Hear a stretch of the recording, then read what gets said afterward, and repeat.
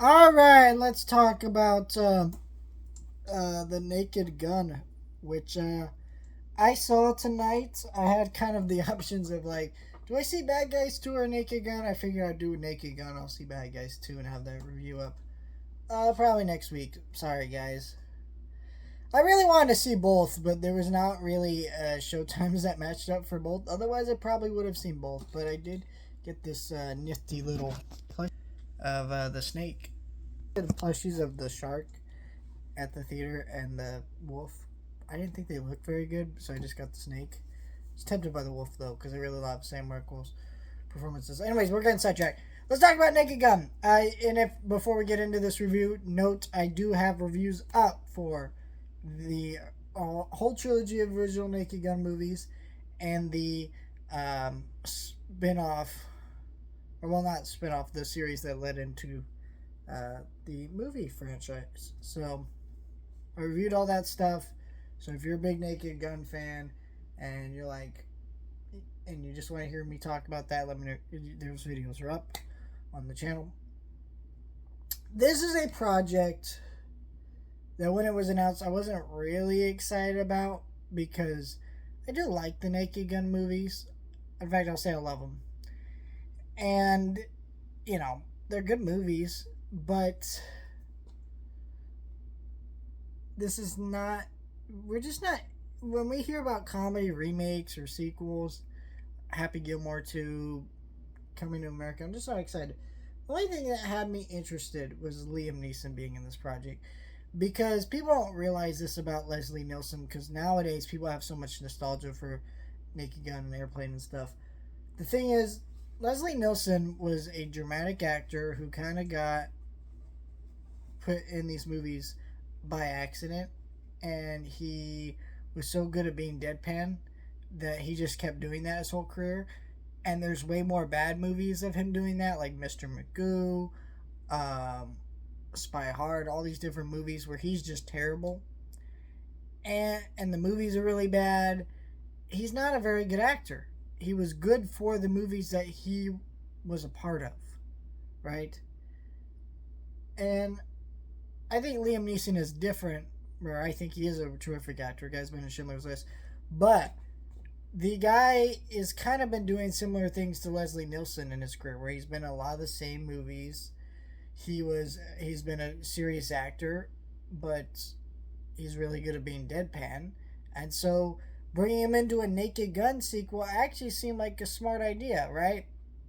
And so and then the directors of this movie are Akiva Schaffer and their team who did Hot Rod and um, Pop Star Never Stop Popping. Long title, but yeah, they're really good comedy directors who I think that really don't get enough love. But this movie is a movie that I had my concerns about, but the trailers came out, I thought they were really funny. The joke about OJ sent me over the edge.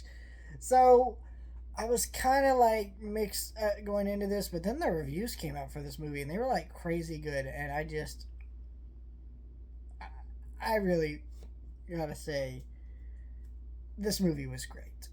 It's not perfect by any means, but it really doesn't fucking matter. This is just like the original movies because those original movies were laugh a minute, where every joke there'd be a new joke every minute, new lines of dialogue, reference humor. There's all kinds of different pieces of joke and humor in the movie that just never stop, and they keep running and they keep going. And so a lot of times, me and the theater were laughing at a joke, and I'd be laughing at a different joke than the guy next to me, and then we both start laughing, and the two other jokes would come up, and we would still be laughing at the previous joke, and it would just it just keep going like that throughout the whole movie, and that's how you know this movie's a really fucking great comedy movie. This movie also definitely has its references and to the original, like Frank Drebin is his Leslie Nielsen's character from the original. That's who Liam Neeson plays. Things like that. There's references to the beaver gag, things like that in the movie. But they're hardly noticeable, and it's if you took them out of the movie wouldn't be any different.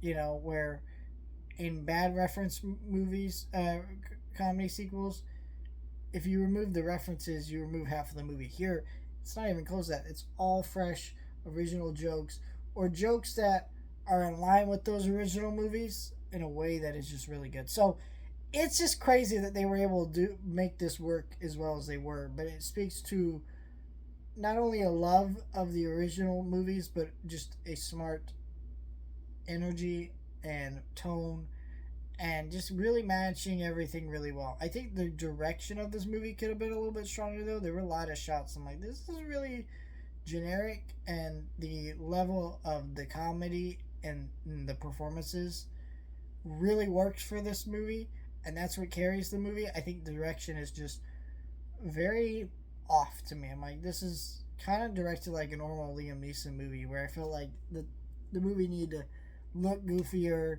have kind of its more own style and flair to it. So I do also really appreciate this movie was an hour and 25 minutes, by the way. Yes, please. Like those original movies were about an hour 30. This one's about an hour 30, right?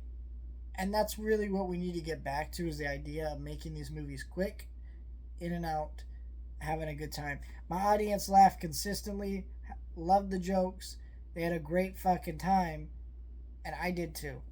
This movie just really fucking did it for me. I was very shocked. This is my second favorite comedy of the year. I think Friendship is still my favorite, but that's just because that movie relates to me personally, and I think that movie speaks to my sense of humor a little bit more. I think most people will never check that movie out, but I recommend that movie, by the way.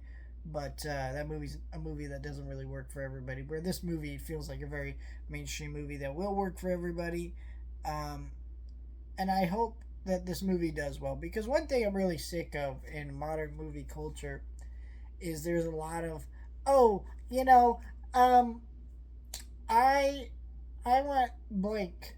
I want more original movies. Okay, well, there's 8 original movies in theaters, and you just saw Fantastic Four. So, what are you complaining about? Or hey, I want more comedy movies is one I hear a lot. And if this movie fails at the box office, I never want to hear that shit again.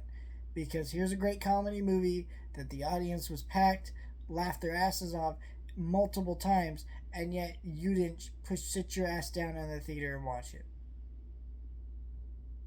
So I think if you're one of these people who wants more comedy movies, you want more movies of this tone, this energy, variety, then sit your ass down and watch the movie. Because it's great. And we need to be asking more of that from people who ask for that. I'm a big movie fan. Guess what? I see all kinds of movies. So I'm not one to go, I want more of this, because I'm seeing it. Where others in my fandom are not. They're not checking out the new comedy movies. They're not checking out the original movies or the foreign movies or the auteur movies. They're checking out the big movies and leaving it at that, and while complaining they want more. So let me know your thoughts, like, share, and subscribe.